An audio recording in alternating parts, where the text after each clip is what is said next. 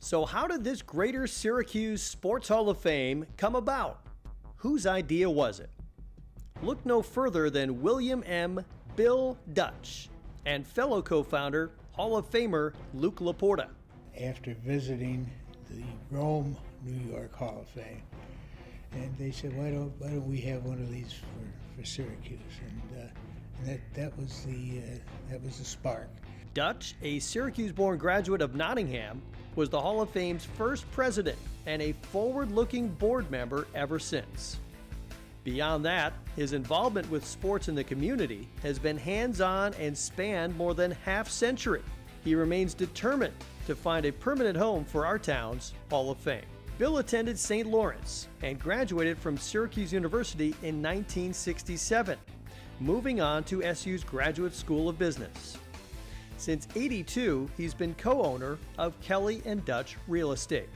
Dutch was co-chair of the Genesee Sports Dinner in 1983 and '84 and ran the very successful event in '85. For 5 years, he headed the Chamber of Commerce Third Base Night with the Syracuse Chiefs, and he served on countless boards.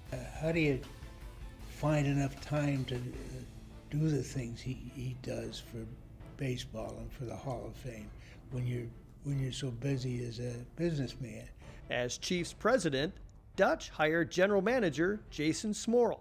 I think I was working for the Auburn Double Days at the time, and he called me up and we met and just kind of chatted a little bit. The first time that I ever talked to him, we had lunch with a couple of guys here from the Syracuse Chiefs. Fast forward, 10 years later, after I had met Bill Dutch, I was out of baseball. I see a Facebook friend request from Bill Dutch. Then my wife came up on the phone. She said, "There's a guy named Bill Dutch on the phone for you." So that's coincidental. I said, "Hello, Bill Dutch. How are you? What have you been doing the last decade?" He said, "How'd you like to be the general manager of the Syracuse Chiefs?" It was an interesting reacquaintance. Bill was always a sports fan, as a player, coach, and community supporter. Baseball topped his list. I probably know Bill longer than anybody here. Bill was in my neighborhood. We used to play sandlot baseball and wiffle ball, and basketball in the driveway. Bill was a much better athlete than he ever showed in his young days. But we played baseball later on at Sherman Park. We played summers, first in the Central New York Cities League, or whatever the name of it was, and then in the State League. And Bill was probably the best hitter on the team. Bill played and coached baseball for 10 years, coaching the CBA JVs to an overall 24-4 record, managing in the Little League, and even founding the Diamond Club, a service organization seeking the return of varsity baseball at SU. And during the 1970s and 80s, his baseball card collection was among the world's best. Recently, Dutch was instrumental in keeping AAA ball operating in Syracuse. He helped engineer a stock sale and franchise move to the parent New York Mets.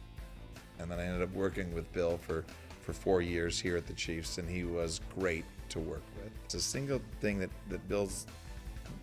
defines Bill to me is his ability to bring people together. He's got an ability to put the people in the room. He's received numerous honors, among them Syracuse Sports Corporation's Community Service Award and the Herald Journal Post-Standard Movers and Shakers Award.